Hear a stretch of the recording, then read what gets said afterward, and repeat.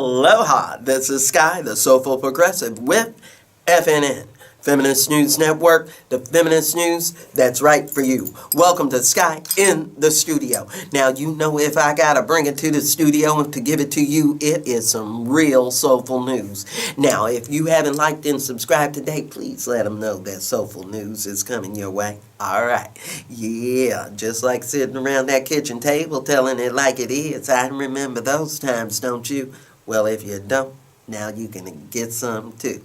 Alright, now, I want to talk about Tulsi Gabbard on The View with those girls acting a fool.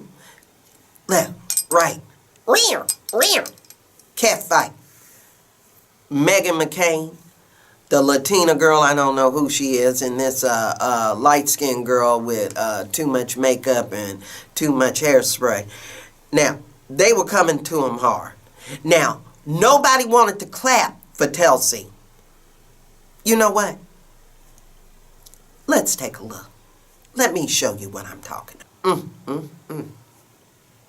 Y'all can't relate to this woman because you're too elitist to relate to this woman.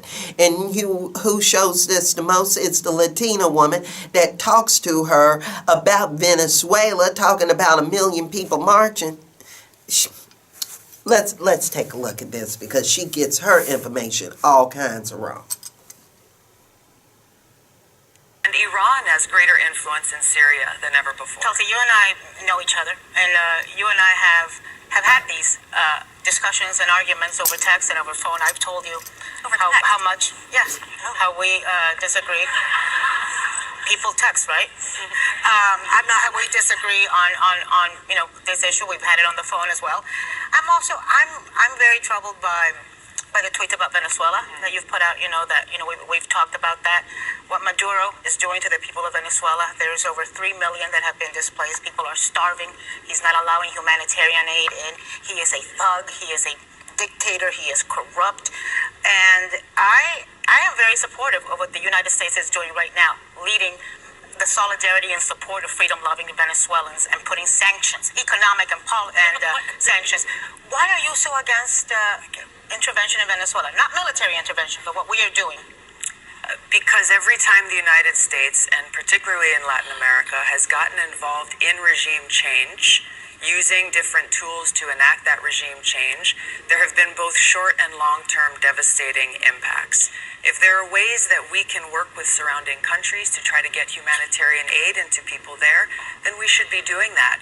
But for the United States to go in and choose who should be the leader of Venezuela, that is not something that serves the interests of the Venezuelan people. That's something that they need to determine themselves. But the U.S. is themselves. not choosing who's going to be the leader of Venezuela. It's millions of Venezuelans marching on the streets. But do you put military intervention in the same level that you put economic and diplomatic efforts? The United States has used both military, CIA, sanctions, and other tools to intervene and enact regime change in countries around the world. Iran is a great example. The CIA led a covert operation to overthrow the government in Iran decades ago in Mossadegh. This led to decades upon decades of hardship and suffering and authoritarian governments, and has led us to the place where we're dealing with many challenges today from Iran. We're going to come back with more from you because I think you have more to say on this than you should. I'm just wondering if this particular position that you take is going to be a popular one in the Democratic Party.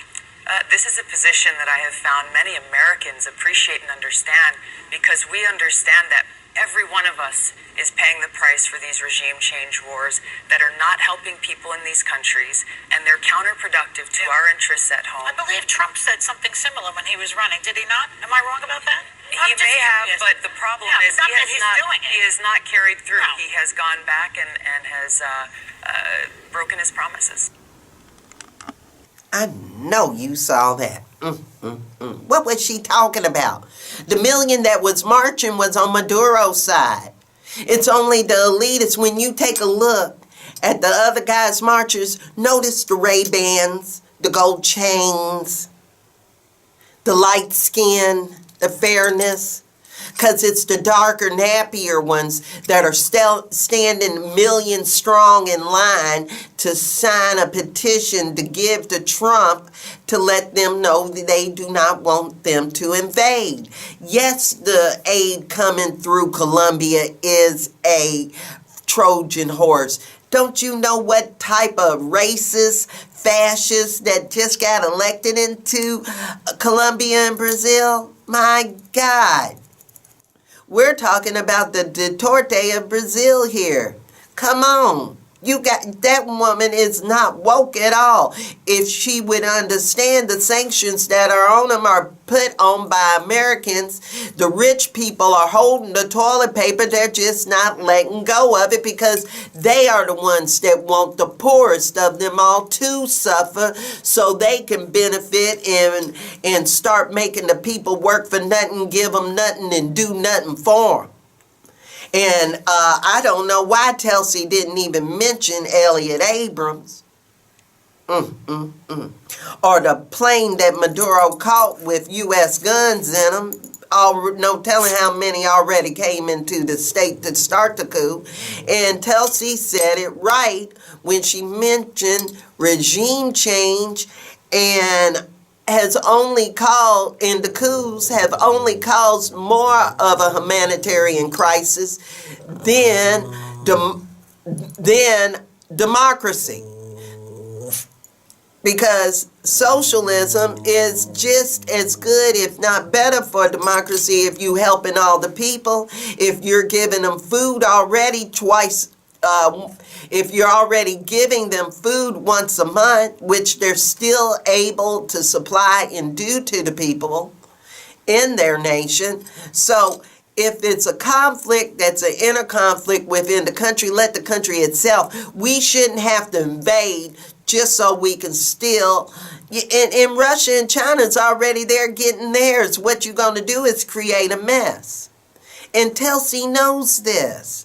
And the Latina girl doesn't.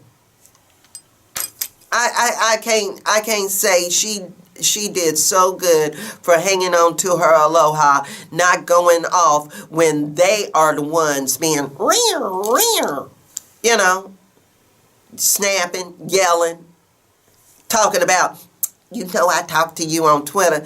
And she even called out Joy. You know what I'm saying? For the look she gave. I know that's right. And she was honest about it. And what could Joy say? Nothing. And didn't.